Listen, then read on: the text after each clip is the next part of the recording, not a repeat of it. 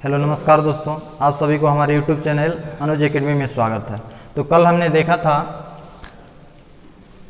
Chapter 1 यानी real number वास्तविक संख्या के इंट्रोडक्शन के बारे में देखा था कि इसमें हमको क्या क्या पढ़ना है। इसमें यूक्लिड विभाजन प्रमेयिका पढ़ना है, ठीक है, और इसी में यूक्लिड विभाजन एल्गोरिथम को भी हमको समझना है।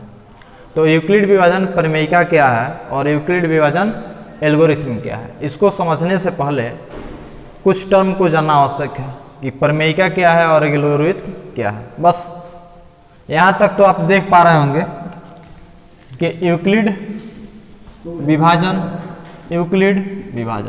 अंतर यहीं पे है, इसमें है प्रमेयिका और इसमें है एल्गोरिथम। इन दोनों को समझ लेंगे तो यूक्लिड विभाजन प्रमेयिका भी हमारा कंप्लीट हो जाएगा और यूक्लिड विभाजन एल्गोरिथम भी कंप्लीट हो जाएगा, ठीक है।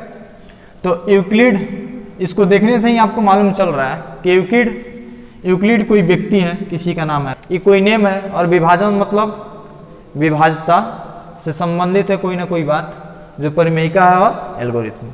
तो सबसे पहले हम जानेंगे प्रमेयिका क्या है और एल्गोरिथम क्या है और दोनों में डिफरेंस क्या है, ठीक है। बस हमको समझ में आ जाएगा यूक्लिड विभाजन प्रमेयिका और यूक्लिड विभाजन एल्गोरिथम। तो देखिए प्रमेयिका क्या होता है। ये सारे स्टेटमेंट यानी जो भी लाइंस हैं हमने एनसीईआरटी से उठाया, आप वहाँ पे भी देख सकते हैं इसको, ठीक है। तो प्रमेयिका के बारे में लिखा गया है कि एक सिद्ध किया हुआ कथन होता है और इसे अन्य कथन को सिद्ध करने में प्रयोग करते हैं। प्रमेयिका क्या एक सिद्ध किया हुआ कथन होता है जो किसी दूसरे कथन को सिद्ध करने में हेल्प करता है, यानी सहायता प्रदान करता है। अच्छा, आपने कथन के बारे में, स्टेटमेंट के बारे में क्लास 9th में पढ़ा होगा। क्लास 9th में आपको बताया होगा कि स्टेटमेंट दो तरीके होते हैं, वैसे तो 3 तरीके होते हैं, लेकिन मैथमेटिक्स में हम लोग 2 ही तरह की ले। एक तो होता है फॉल्स और एक होता है ट्रूथ और एक होता है मे बी, मतलब हो भी सकता है और नहीं भी हो सकता है। तो उसको हम लोग मैथ में काउंट नहीं करते हैं, क्योंकि मैथ में 2 ही तरह के स्टेटमेंट यूज होते हैं। एक तो यानी जो पूरी तरह सत्य हो और दूसरी एक असत्य हो, ठीक है। उसमें हम लोग पढ़े थे अभिगृहित अभिधारणाएं, अभिगृहित और अभिधारणाएं के बारे में भी वहां पे बताया गया होगा। उसी टाइप का एक चीज है प्रमेयिका। क्या है प्रमेयिका? ये भी एक सिद्ध किया हुआ कथन होता है, ठीक है। हम आगे एग्जाम्पल लेके समझेंगे इसको प्रमेयिका को, ठीक है, तो आपको समझ में आएगा। बस यहाँ पे याद रखना है आपको कि ये भी एक सिद्ध किया हुआ कथन होता है। क्या कथन होता है? कैसा कथन होता है? सिद्ध किया हुआ कथन होता है जो किसी दूसरे कथन को, दूसरे स्टेटमेंट को प्रूव करने में यानी सिद्ध करने में क्या करता है? हेल्प करता है, ठीक है। बस इसके बारे में इतना ही बताया गया इसमें। तो आप समझ पाए होंगे कि प्रमेयिका क्या है। प्रमेयिका एक तरह का स्टेटमेंट है, ठीक है, सिद्ध किया हुआ स्टेटमेंट है, सिद्ध किया हुआ कथन होता है जो अपने आप में क्या होता है? सिद्ध होता है, उसको सिद्ध करने की कोई जरूरत नहीं है। और ये क्या करता है? तो किसी दूसरे कथन को प्रूव करने में सहायता प्रदान करता है। अब देखिए एल्गोरिथम क्या है। तो सुप्रभाषित चरणों की एक श्रृंखला, वेल डिफाइंड स्टेप्स, सुपरिभाषित चरणों की एक श्रृंखला है जो एक विशेष प्रकार की समस्या, जो एक विशेष प्रकार की समस्या को हल करने की एक विधि या प्रक्रिया प्रदान करता है। अगर इसको आप समझ नहीं पा रहे होंगे तो मैं एग्जाम्पल आपको बताता हूँ। मान लीजिए कि आपको घर में कोई ना कोई कार्य करना होता है। मान लीजिए कि आपको चाय ही बनाना हो, चाय बनाते हैं। तो चाय कैसे बनाते हैं? पहले हम लोग दूध को लेते हैं, फिर गर्म करते हैं, फिर उसमें चाय पत्ती डालते हैं, फिर चीनी डालते हैं। तो स्टेप एक स्टेप फॉलो कर रहे हैं कि नहीं? कहने का मतलब है कि सबका स्टेप फिक्स है। जो काम पहले स्टेप में होगा वो पहले में ही होगा, उसको हम दूसरे में जाके नहीं करेंगे, ठीक है। जो स्टेप दूसरे टाइम पे होना है, दूसरे स्टेप में होना है, उस दूसरे स्टेप पे ही होगा, ठीक है। तो फिक्स स्टेप है कि पहले क्या करना है, उसके बाद वाले स्टेप में क्या करना है। जैसे हम लोग चावल ही बनाते हैं तो पहले पानी ना गर्म करते हैं, उसके बाद चावल को डालते हैं। ऐसा थोड़ा है कि पहले चावल डालेंगे फिर पानी डालेंगे बाद में, ऐसा नहीं है। तो ऐसा ही इस एल्गोरिथम वही चीज है। ये क्या है? सुप्रभाषी चरणों की एक श्रृंखला होती है जो एक विशेष प्रकार की समस्या को हल करने की एक विधि प्रदान करती है। ये भी वैसा ही है, स्टेप बाय स्टेप, यानी सब इसमें स्टेप फिक्स है कि पहले कौन सा स्टेप करना है, फिर उसके बाद कौन स्टेप करना है, फिर उसके बाद कौन सा स्टेप करना है, फिर उसके बाद कौन सा स्टेप करना है, वो फिक्स रहता है। ठीक है, और आप समझ पाए होंगे कि एल्गोरिथम क्या है। ठीक है, और यूक्लिड विभाजन एल्गोरिथम, यूक्लिड विभाजन एल्गोरिथम, ठीक है, यूक्लिड विभाजन एल्गोरिथम जो है हम यहाँ पे पढ़ने वाले हैं दो धनात्मक पूर्णांकों को HCF ज्ञात करने में। ठीक है, HCF ज्ञात करने में हम इसका यहाँ पे उपयोग करेंगे, यानी इसका प्रयोग करेंगे। दो धनात्मक पूर्णांकों का HCF ज्ञात करने में हम यहाँ पे यूक्लिड विभाजन एल्गोरिथम का प्रयोग करेंगे। ठीक है, तो एल्गोरिथम जो है दो धनात्मक पूर्णांकों की HCF ज्ञात करने की एक क्या है, तकनीक है। तो आप समझ पाए होंगे कि प्रमेयिका और एल्गोरिथम में क्या डिफरेंस है। ठीक है, प्रमेयिका और एल्गोरिथम आप समझ पाए होंगे, और एग्जाम्पल लेंगे तो उससे और ही क्लियर हो जाएगा। ठीक है, आइए आप लोग इसको नोट डाउन कर सकते हैं। ठीक है, या स्क्रीनशॉट भी ले सकते हैं।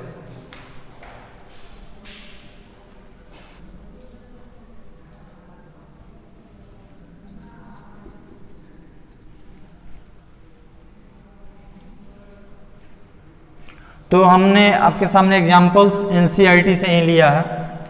ठीक है, वहां पे भी आप इसको देख सकते हैं, NCERT में दिया गया है।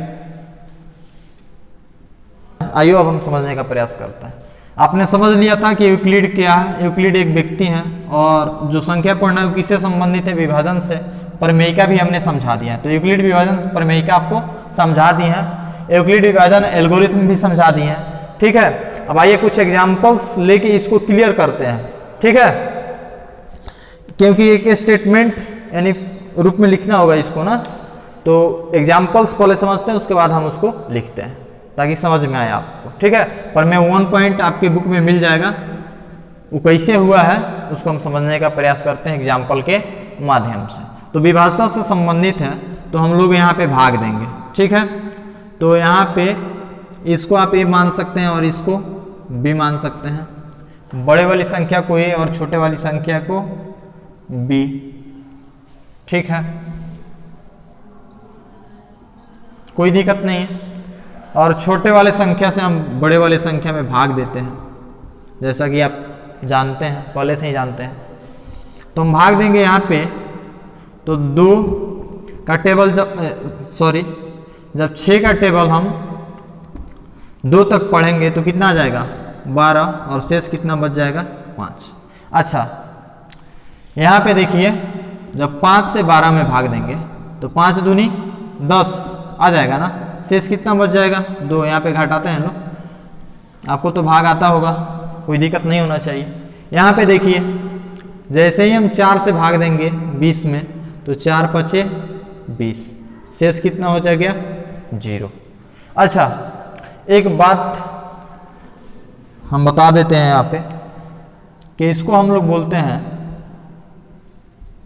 आप जानते भी होंगे इसको, भाज्य। भाज्य बोलते हैं ना, इसको क्या बोलते हैं लोग, भागफल, और इसको शेष। अच्छा, इसको हम लोग क्या बोलते हैं, भाजक। क्या बोलते हैं, भाजक। ये क्या है, भाज्य। ठीक है, तो आपको याद रखना है। अच्छा, हमने यहाँ पे दर्शाने का प्रयास किया, भाज्य को क्या माना है, A, भाजक को B, अच्छा भागफल को Q, शेष को R मान लीजिए। ठीक है, अब देखिए यहाँ पे एक बात हम नोटिस करेंगे। ठीक है, आपको इतना लिख लेना है। अब ध्यान देना है, अगर हम बात करें इसके और इसके रिलेशंस पे, इसके और इसके रिलेशन पे, तो देख रहे हैं कि जो 6 है वो 5 से क्या है, बड़ा है। 6 जो है 5 से क्या है, बड़ा है। अच्छा, नेक्स्ट में देखें तो यहाँ पे भी दिख रहे हैं जो 5 है वो 2 से क्या है, बड़ा है। अच्छा, फिर नेक्स्ट देखें यहाँ पे जो 4 है वो 0 से क्या है, बड़ा है। तो इसका मतलब है भाजक को हमने A माना है, तो यहाँ पे भी भाजक कितना है, 6 है, तो 6 का जगह पर तो हम ये लिख सकते हैं ना, भाजक है। अच्छा यहाँ पे देखें, इसको शेष, तो ये भी शेष हो जाएगा, तो शेष के लिए हम लोग क्या लिखे हैं, आर। अच्छा यहाँ पे भी देखें तो ये भी क्या हो जाएगा, सॉरी यहाँ पे भाजक जो है बी माने हुए हैं, भाजक को बी माने हुए हैं, तो यहाँ पे भी बी, और 2 क्या है, आर है यानी कि शेष है। अच्छा यहाँ पे भी 4 क्या है, बी यानी भाजक, और 0 क्या है, शेष है यानी आर। ठीक है, तो तीनों केस में हम देख रहे हैं कि जो बी आ रहा है हमेशा आर से बड़ा आ रहा है ना। तो यहां से भी एक क्वेश्चन बन गया आपके एग्जाम के लिए, इंपॉर्टेंट क्वेश्चंस, कि जो आर होगा हमेशा बी से क्या होगा, छोटा। ठीक है, इसको ध्यान रखना है कि जब आर होगा, जो भी आर है वो हमेशा बी से क्या है, छोटा है, हमेशा बी से छोटा, हमेशा बी से आर क्या होगा, छोटा। ठीक है, तो इस बात को आपको याद रखना है, एग्जाम क्वेश्चन एग्जाम में भी आ सकता है क्वेश्चन कि बताइए जो भाजक होगा आर से छोटा होता है कि बड़ा होता है कि बराबर होता है कि हमेशा छोटा होता है, तो ऑप्शन मारेंगे जो आर है बी से हमेशा छोटा होता है। इस बात को आप याद रखिएगा। ठीक है, अच्छा नेक्स्ट रिलेशंस हम देखते हैं। यहाँ पे अगर आर को हम 0 से कंपेयर करें, आर को 0 से कंपेयर करें, तो देख रहे हैं कि जो आर है यहाँ पे वो 0 से क्या है, बड़ा है कि नहीं। यहाँ पे आर जो है 0 से क्या होता है, बड़ा होता है, और बड़ा के लिए आपको चिन्ह इधर जो साइन बना हुआ है इसका मुंह खुला रहता है बड़े की तरफ। ठीक है, तो आपको याद रखना है क्या, कि जो आर है यहाँ पे 0 से क्या है, बड़ा है। अच्छा यहाँ पे देखें, आर पे ध्यान दें, आर। ठीक है, फिर से हम आर को देखें, आर जो है देख रहे हैं यहाँ पे भी 0 से क्या है, बड़ा है। अच्छा फिर इस आर को देखिए, आर यहाँ पे कितना है, आर जो है 0 के इक्वल है, आर यहाँ पे 0 है, मीन्स कि 0 के इक्वल है, देख रहे हैं ना। यहाँ पे अगर आर को यहाँ पे देखिए, आर यही ना है, देख रहे हैं कि जो आर है, आर की जगह पे कितना है, 5 है ना, 5 जो है 0 से क्या है, बड़ा है। यहाँ पे भी आर को देखिए, आर की जगह पर कितना है, 2, तो 2 0 से क्या है, बड़ा है। यहाँ पे देखिए आर की जगह पे कितना है, 0, यानी 0 क्या है, 0 के इक्वल है। तो एक बात हमको समझ में आता है, यहाँ पे तीनों को अगर हम एक साथ मिला लें, तीनों को एक साथ मिला लें, इस वाले कंडीशंस को देख लीजिए, इसको, इसको और इसको। ठीक है, तो अगर तीनों को हम मिला के एक साथ बात करें, तीनों को मिला के एक साथ बात करें, ठीक है, तो हमको एक बात समझ में आ गया यहाँ पे कि जो आर आ रहा है, जो आर आ रहा है, आर वो 0 से बढ़ा रहा है या 0 के इक्वल आ रहा है। इक्वल के साइन ऐसे भी देते हैं, यहाँ पे आ रहा है समझ में ना। इसका मतलब है कि जो आर है वो 0 के इक्वल है और 0 से बड़ा है। ठीक है, तो इन दोनों को हम मिक्स करके ऐसे लिख सकते हैं। ठीक है, दोनों को मिक्स करके हम ऐसे लिख सकते हैं, यानी आर जो है कभी 0 के बराबर होगा और 0 से बड़ा होगा। ये तो बात हमको समझ में आ गया होगा आपको। ठीक है, और यहीं पे एक और बात हमने समझा कि जो आर है वो हमेशा बी से क्या हो रहा है, छोटा हो रहा है, हमेशा बी से क्या हो रहा है, छोटा हो रहा है। अच्छा, इतना बात समझ में आ गया होगा।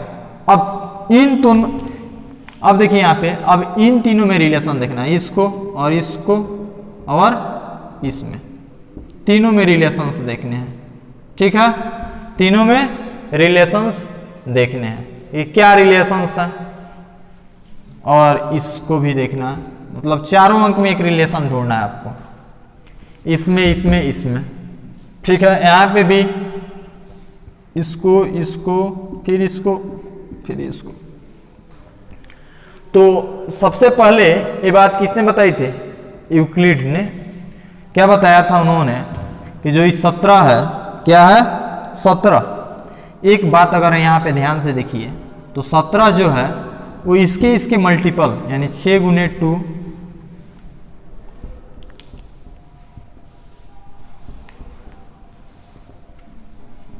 और इसके योग के क्या है बराबर है। समझ गए? ठीक है। अच्छा यहाँ पे भी देख लीजिए, इसमें भी इस वाले में तो देख रहे हैं जो 20 है, जो 20 है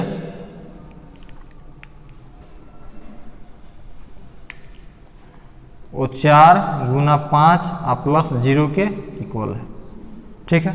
यहाँ पे भी देख लिए, इसके लिए यहाँ पे लिखे हैं और इसके लिए हम यहाँ पे लिख देते हैं 12 जो है 5 गुना 2 प्लस 2 के इक्वल है। तीनों में देखिए क्या रिलेशंस है। देखिए ये क्या है? ए है। ये क्या है? बी। ठीक है। ई क्या है? क्यू। और ई वाला क्या है? आर। एक रिलेशंस आपने देखा यहाँ पे भी वही ई है भाजक, देख लीजिए यहाँ पे इक्वल। फिर आर क्या है? देखिए 5 क्या है? बी है ना। 2 क्या है यहाँ पे? देखिए क्यू। और 2 क्या है? आर है कि नहीं? यहाँ पे भी वैसा ही देखिए, इसको ए बराबर बी गुना क्यू प्लस आर। ठीक है।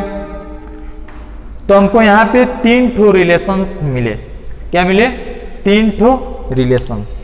पहला, अगर अब हम बात करने वाले हैं इन तीनों को मिलाकर, तो आप लोग एक बात याद रखिएगा, हमको एक रिलेशन मिल गया कि ये जो है वो b गुना क्यू प्लस आर के बराबर है, फर्स्ट रिलेशंस।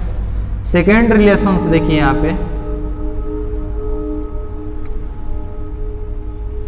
अगर बात करें हम r की, अब फिर इसको और इसको क्या करा देना है? आपको मिला देना है। इसको और इसको मिला देना है। तो इसको मिला के अगर हम लिखें तो 0 हो गया।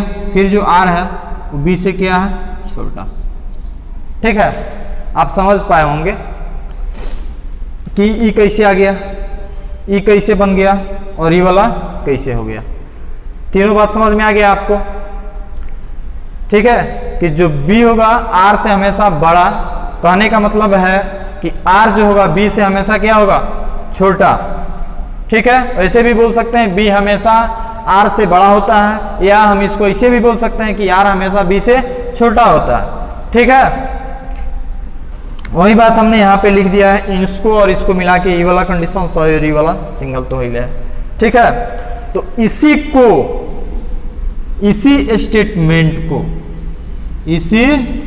स्टेटमेंट को हम लोग बोलते हैं यूक्लिड विभाजन प्रमेयिका। यूक्लिड विभाजन प्रमेयिका, ये वाला जो स्टेटमेंट है इसी को हम लोग क्या बोल रहे हैं? यूक्लिड विभाजन प्रमेयिका। आ गया समझ में? यूक्लिड विभाजन प्रमेयिका क्या होता है? बस आपने इसको पहले से ही पढ़ा होगा। भाज्य बराबर भाजक गुने भागफल प्लस शेष। अगर इसको हम लैंग्वेज के फॉर्म में लिखना चाहें तो यहाँ पे थोड़ा सा हमको मिटाना पड़ेगा, वही वाला चीज है। भाज्य बराबर भाजक गुना भागफल प्लस शेष वाला कहानी है। शायद आपने ही पहले पढ़ा होगा। अरे समझ में? इसी स्टेटमेंट को हम लोग क्या बोलते हैं? यूक्लिड विभाजन प्रमेयिका। तो यहाँ पे केवल नाम चेंज हुआ रहा है। अरे समझ में? ये तो आपने पहले से ही पढ़ा होगा, भाज्य बराबर भाजक गुने भागफल प्लस शेष, पहले से ही पढ़ते आ रहा है।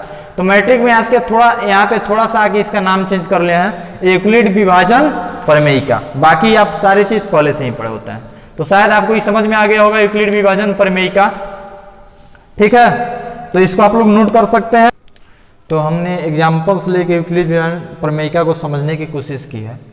अब समझने के बाद हमने वहाँ पे स्टेटमेंट को भी देख लिया है, इस वाले स्टेटमेंट को हमने भी देख लिया है कि जो भाज्य होता है भाजक उन्हें भागफल प्लस शेष के बराबर होता है, और जहाँ पे जो r होता है वो हमेशा भाजक से छोटे यानी b से छोटा होगा, 0 के बराबर हो सकता है और या 0 से बड़ा हो सकता है। तो कहने का मतलब है कि जब भी हमको a और b दो संख्याएं दी गई हों, जैसे कि वहाँ पे था 17 और b के जगह पर लिया था 6, a और b दो संख्याएं दी गई थी, a के जगह पे 17 और b के जगह पे 6। तो जैसे ही हम उसको भाग देते थे तो वहाँ पे हमको एक अलग नंबर q मिलता था और r मिलता था ना जी। q की जगह पे कितना था, 2 था, और r की जगह पे 5 था। तो कहने का मतलब है कि दो पूर्णांक a और b दिए रहने पे, ठीक है, हम ऐसी दो अद्वितीय पूर्ण संख्याएं q और r ज्ञात कर सकते हैं जो इस वाले स्टेटमेंट, इस वाले कंडीशंस को क्या करेगा, फॉलो करेगा। तो आपने समझ पाया होगा यूक्लिड विभाजन प्रमेय का, और एग्जाम्पल्स में हमने जो देखा था उसी को हम लोग एक फॉर्मल तरीके से लिख दिए हैं परिभाषा के रूप में, ठीक है, कि दो धनात्मक पूर्णांक a और b दिए रहने पे हमको q और r मिलता है जो इस कंडीशंस को सर्टिफाई करता है, संतुष्ट करता है। आ रहा समझ में, फॉलो करता है मतलब इसको संतुष्ट करता है। तो इसके बाद हम बात करेंगे यूक्लिड विभाजन एल्गोरिथम पे, और कुछ नोट्स पॉइंट्स है उसको देखेंगे।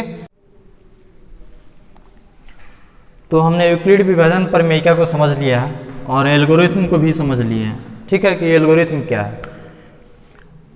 तो एल्गोरिथम एक पूरी क्या होती है, प्रोसेस होती है, यानी विधि होती है, सुपरभाषी चरणों की एक श्रृंखला होती है जो किसी प्रकार की समस्या को हल करने की विधि प्रदान करती है। इसको हमने समझा भी दिया है एक एग्जाम्पल बता के, चावल वाला, समझ में आ रहा है।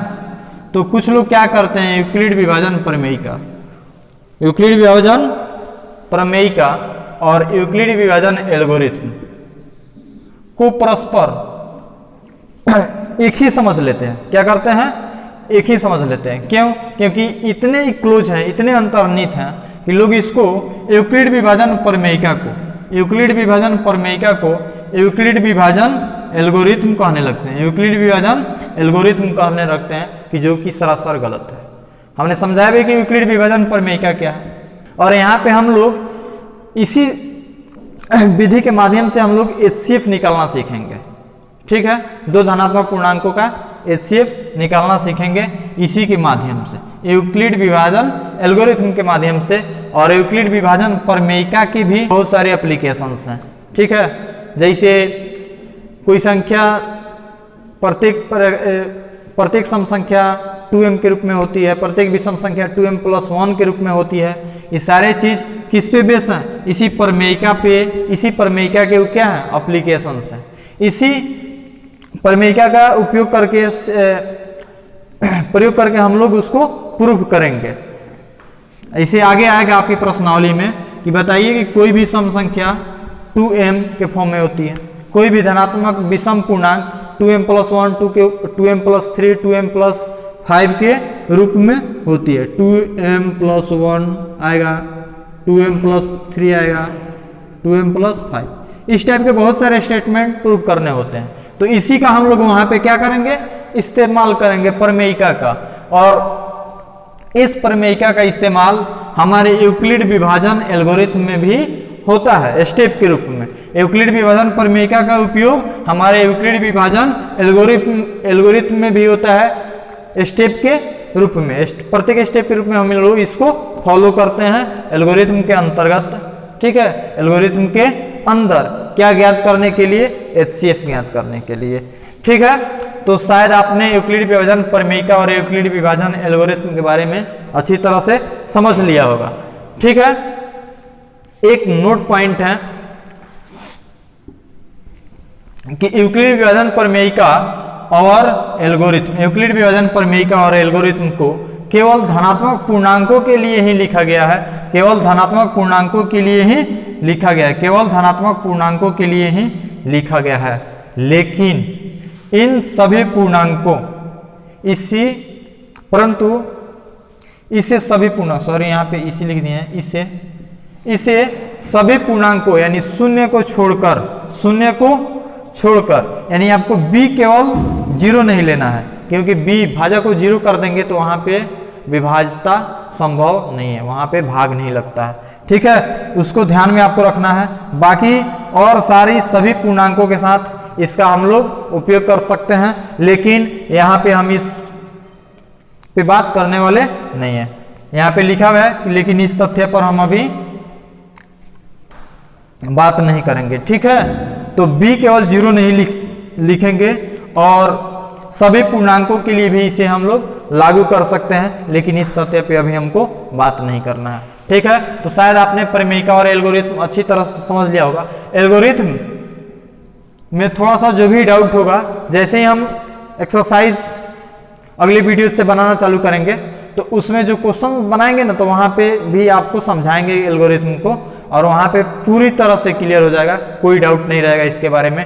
ठीक है, तो अगर वीडियो अच्छा लग रहा है आपको तो हमारे चैनल के साथ जुड़िए। ठीक है, और लाइक कीजिए, सब्सक्राइब कीजिए। हमारे चैनल के साथ जुड़ने के लिए आपको सब्सक्राइब करना पड़ेगा और बेल आइकन को भी दबाइएगा साथ में, क्योंकि जो भी हम वीडियो डालें तो तुरंत आपके पास पहुंच जाए। और इसको अधिक से अधिक शेयर कीजिए अपने दोस्तों के पास। ठीक है, तो आज के लिए इतना ही, धन्यवाद। हम फिर कल से प्रश्नावली पे आएंगे, क्योंकि पूरे हमारे जो टॉपिक्स हैं क्लियर हो चुके हैं और इस पे बेस्ड जो प्रश्नावली है 1.1 उसको हम लोग कल सॉल्व करेंगे। उसको सॉल्व करने के बाद फिर से हम कंसेप्ट पे आएंगे और फिर कंसेप्ट यानी टॉपिक को समझने के बाद फिर से हम लोग एक्सरसाइज पे आएंगे। ऐसे हम लोग पढ़ते जाएंगे और आगे चल के हम क्वेश्चन प्रैक्टिस कराएंगे प्रत्येक साल का क्वेश्चन बैंक से, और जो भी एग्जाम के क्या पैटर्न रहेंगे ऑब्जेक्टिव के लिए उस पर भी हम डिस्कस करेंगे आगे चल के। बहुत सारे क्वेश्चंस हम लोग इसमें प्रैक्टिस करने वाले हैं, तो हमारे चैनल के साथ आप बने रहिए, जुड़े रहिए। ठीक है, धन्यवाद।